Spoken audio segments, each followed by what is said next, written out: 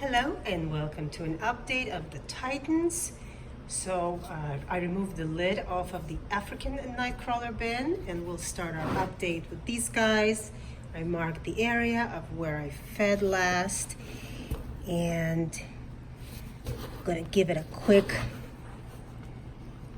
turnover and see how the material feels. And it feels absolutely wonderful.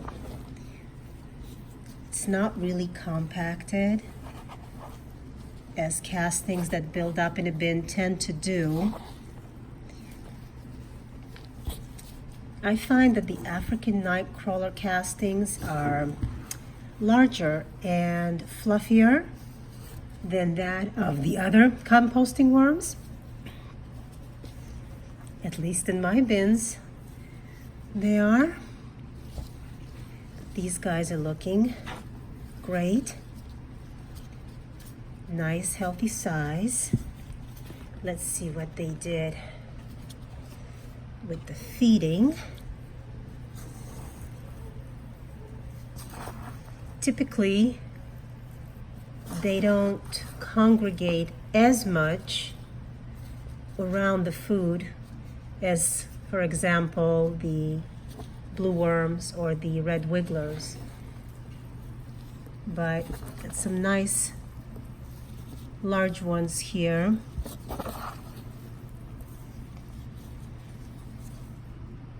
And quite a few small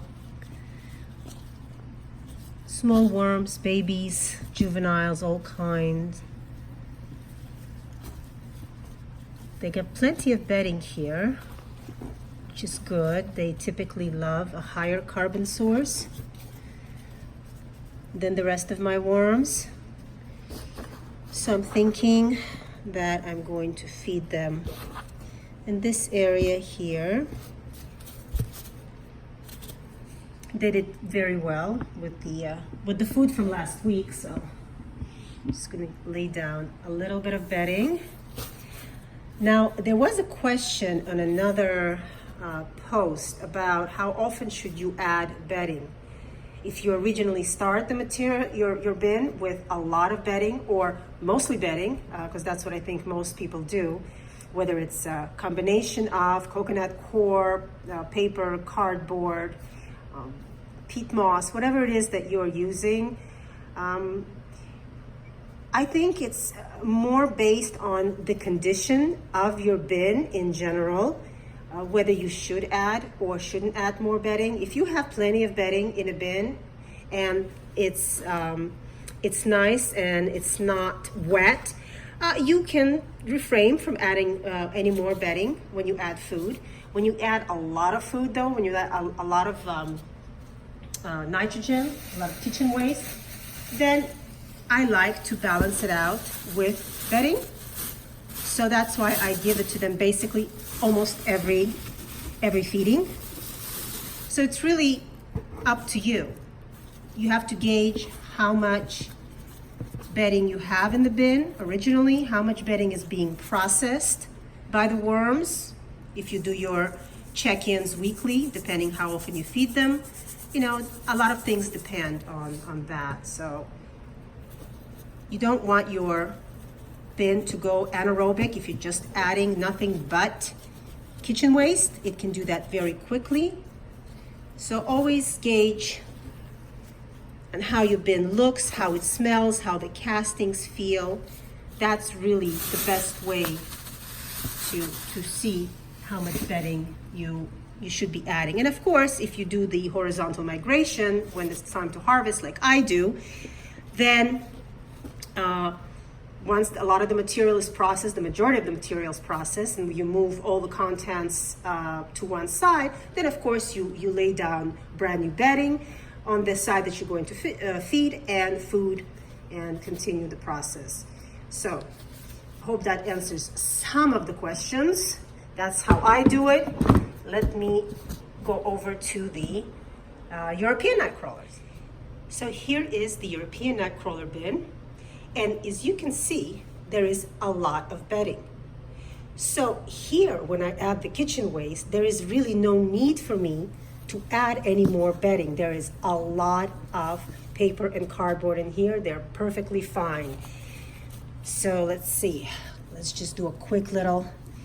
These guys always make me nervous whenever I start tossing the material around because they don't like to be bothered and they start climbing. I can't wait to get my my new system where I don't have to worry about that so much, but here it's like every time, never fails.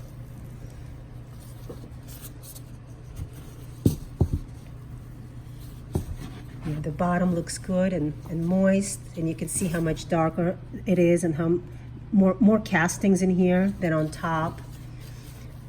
And here we go.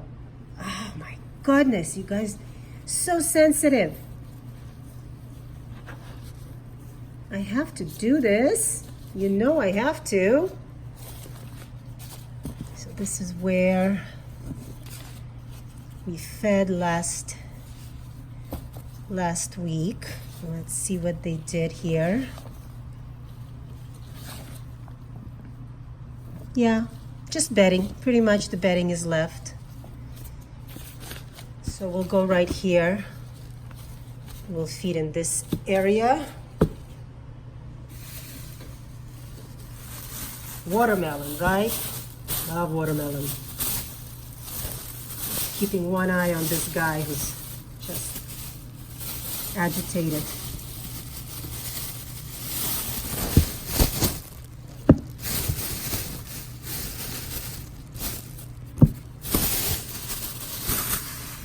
Okay. So we have that. We'll give them their eggshell. This is their grit. Just look at that. Just look at these guys. Very active. Well, what do you expect me to do? What? Yeah, this is, until they settle down, I always worry for them not to climb out of the system. The lids just don't shut as well as I would like them to. So, looking forward to that new system to be set up. Once I get it, I'll show it to you and we'll see how it works. So that's our update. These guys are fed. And we'll leave them be for one more week, but they're looking good. Their size is wonderful, and we're going to check back on them next week. So thanks for joining me. We'll see you next time.